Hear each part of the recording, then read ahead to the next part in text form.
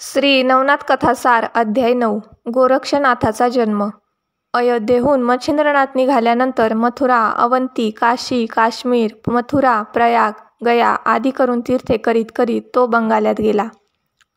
तेथे चंद्रगीर गावात उतरल्यावर भिक्षेस निघाला असता एका ब्राह्मणाचे घर दिसले। ते पाहताच त्यास भस्माची आठवण झाली।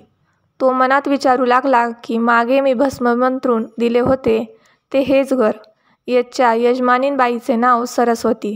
तिला मी 12 वर्षांनी परत येईल म्हणून सांगितले होते। तिचा मुलगा कसा आहे तो पाहावा असा विचार करून तो त्या घराजवळ गेला व बाहेरून त्याने तिचे नाव घेऊन हाक मारली। हाक ऐकून ती बाहेर आली व गोसावी पाहून भिक्षा आणून घालू लागली। तेव्हा खून पटण्यासाठी त्याने तिला तिचे व तिच्या नवऱ्याचे नाव वगैरे विचारले। त्यावरून तिने आपले नाव सरस्वती, नवऱ्याचे दयाळ व जात गौड ब्राह्मण वगैरे सर्व सांगितले। तेव्हा त्यास खून पटली। मग मुलगा कोठे आहे म्हणून त्याने तिला विचारले असता मला अजूनपर्यंत पुत्र झालाच नाही असे तिने उत्तर दिले। हे ऐकून मच्छिंद्रनाथ म्हणाला, तू खोटे का बोलतेस? तुला पुत्र होण्यासाठी मी विभूती मंत्रून दिली होती ती काय झाली? असे विचारताच ती घाबरली व आपण ती उकिरड्यावर टाकली हे वाईट केले म्हणून तिला पूर्व पश्चाताप झाला। आता हा कानफाड्या माझी काय दशा करील कोण जाणे। आता मी करू तरी काय? याने तर मला पक्के ओळखले। असे विचार तिच्या मनात येऊ लागल्याने ती भांबावून गेली। तशात मच्छिंद्रनाथ पुत्र दाखवण्यासाठी वारंवार तिला टोचीत होताच। नंतर ती त्याच्या पायावर मस्तक ठेवून म्हणाली, योगीराज, माझा विश्वास नव्हता म्हणून तुम्ही दिलेला प्रसाद मी उकिरड्यावर टाकून दिला। या माझ्या अन्यायाची मला क्षमा करा। त्यावेळी स्त्रियांचे कर्तृत्व सर्व प्रकारे अनर्थास कारण होते अशा अर्थाचे बहुत विचार मच्छिंद्रनाथाच्या मनात आले। या बाईच्या नादी लागल्यामुळे त्यावेळी आपला मूर्खपणा झाला असे त्याला वाटले। पुत्रप्राप्तीस्तव सूर्याच्या वीर्याने अभिमंत्रण करून दिलेल्या भस्माची धूळदाणी झाल्याने त्यास रुखरुख लागली। ते भस्म फुकट न जाता त्याला देह झालाच पाहिजे असे वाटून व ते भस्म कोठे टाकले त्याचा तपास करावा म्हणजे काय अवस्था झाली आहे ते कळेल असा विचार मनात आणून तो म्हणाला की माते, जसे व्हायचे तसे घडून गेले। तुझवर जरी मी आता रागावलो तरी माझ्या पदरात काय पडायचे आहे? होणारी गोष्ट होऊन गेली। आता इतके कर की जेथे ते भस्म टाकले होतेस ती जागा मला दाखव म्हणजे झाले। मच्छिंद्रनाथाने असे म्हटल्यावर तिची भीती उडाली। मग जेथे भस्म टाकले होते तो मोठा उंच गोवराचा ढीग त्यास दाखवून येथेच भस्म टाकले असे ती म्हणाली। ती जागा पाहिल्यावर त्याने मुलास उद्देशून हाक मारली की हे प्रतापवंता, हरिनारायणा, सूर्यसुता, तू जर गोवरात असलास तर बाहेर निघ। तुझा जन्म येथे झाला व आज 12 वर्षे यात राहिलास म्हणून तुझे नाव गोरक्ष असे ठेवले आहे। यास्तव हे गोरखनाथा, तू आता उशीर न लावता बाहेर ये। इतके शब्द ऐकताच उकिरड्यातून शब्द आले की गुरुराया, मी गोरक्षनाथ आत आहे, पण गोवराची रास मोठी असल्यामुळे बाहेर निघता येत नाही।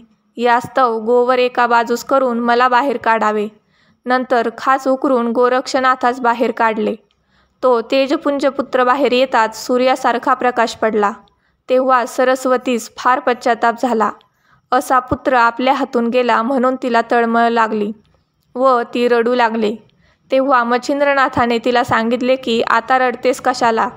तो मुलगा तुझ्या नशिबीच नव्हता, मग तो तुला कोठून प्राप्त होणार? आता तू येथून जा, कारण माझा कोप प्रत्यक्ष अग्नीप्रमाणे आहे। तो ब्रह्मादिकांना देखील सहन होण्यास कठीण। आता व्यर्थ खेद न करिता जा, नाहीतर शाप मात्र घेशील। ते भाषण ऐकून ती घाबरली व मुकाट्याने मागल्या पायी घरी गेली। पुढे गोरक्षनाथ गुरुच्या पायी पडला। त्यास मच्छिंद्रनाथाने प्रसन्न होऊन उपदेश केला व आपला वर हस्त त्याच्या मस्तकावर ठेवला आणि त्यास नाथदीक्षा दिली। नंतर तो त्यास घेऊन तीर्थयात्रेस निघाला। मच्छिंद्रनाथ गोरक्षनाथास घेऊन तीर्थे करीत हिंडत असता जगन्नाथास जाण्याच्या वाटेवर एक कनकगिरी म्हणून गाव लागलं। तेथे येताच तो क्षुधेने व्याकुळ झाल्यामुळे त्याने गोरक्षनाथास भिक्षेस पाठवले। तो घरोघर भिक्षा मागत असता एका ब्राह्मणाच्या घरी गेला। त्या दिवशी त्या ब्राह्मणाकडे पितृतीत होती म्हणून चांगली चांगली पक्वान्ने केलेली होती। तेथे जाऊन गोरक्षनाथाने अलख शब्द केला. तो ऐकून घरधनीन बाहेर आली. तिने त्याच्या त्या गंभीर भव्य व तेजस्वी चेहऱ्याकडे पाहताच हा कोणीतरी योगी असावा असा विचार तिच्या मनात आला. त्यावेळेस तिने त्या सर्व पदार्थ वाढलेले घवघवीत पान दिले. अनेक पदार्थ पाहून गोरक्षास समाधान वाटले व तिला आशीर्वाद देऊन तो निघून गेला. पोटापुरती बेगमी झाली असे पाहून तो जास्त न फिरता माघारी गेला व ती भिक्षा त्याने गुरुपुढे ठेवली. षड्रस पक्वान्नांनी भरलेले पात्र पाहून गुरुस आनंद झाला. मग तो जेवावयास बसला. ते अन्न स्वादिष्ट लागल्यामुळे मच्छिंद्रनाथ प्रीतीने जेवला. त्या योगाने त्याचे पोट भरले. तरी त्याचा त्या पात्रातील वड्यावर हेतू राहून गेला. तेव्हा त्याने गोरक्षनाथाकडे पाहिले. त्याने काय इच्छा आहे ते कळवावी अशी विनंती केली. त्यावर तो म्हणाला, वड्यावर माझे मन गेले आहे. तो जर आणखी एक असता तर चांगले झाले असते. गुरुने आपली वासना वड्यावर आहे असे सांगताच मी आता जाऊन वडे घेऊन येतो असे बोलून गोरक्षनाथ पुन्हा त्याच घरी गेला व गुरु करता त्या बाईपाशी आणखी वडे मागू लागला. तेव्हा ती म्हणाली, गुरुचे नाव कशाला घेतोस? तुला पाहिजेत असे का म्हणेनास? हे ऐकून त्याने तिला सांगितले की खरोखर मला नकोत. मी गुरुजींची इच्छा पूर्ण करण्यासाठीच वडे मागून नेत आहे. तेव्हा ती म्हणाली, अरे तुला बैरागी समजून मी भक्तिपूर्वक पुष्कळ पदार्थ घालून चांगले घवघवीत पान वाढून दिले होते. तू फिरून आलास. असे उत्तम अन्न वारंवार फुकट मिळते काय?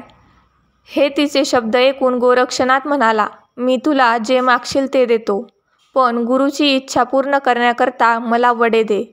हे ऐकून त्याची परीक्षा पाहण्याकरता तिने त्याचा एक डोळा मागितला.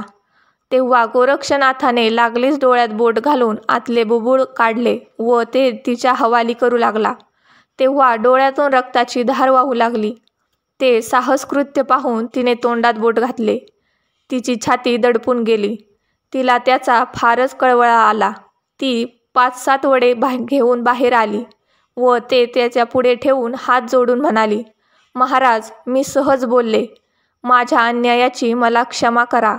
दुसऱ्याकरिता तुम्ही साधू अनेक प्रकारचे क्लेश आपल्या जीवास करून घेता वगैरे त्यास म्हटल्यावर गोरक्ष म्हणाला, तू का खंती होतेस? वड्याचा मोबदला मी तुला डोळा दिला. तेव्हा ती म्हणाली, मजवर कृपा करून बुबुळासह अन्न घेऊन जा व माझे अन्याय पोटात घाला.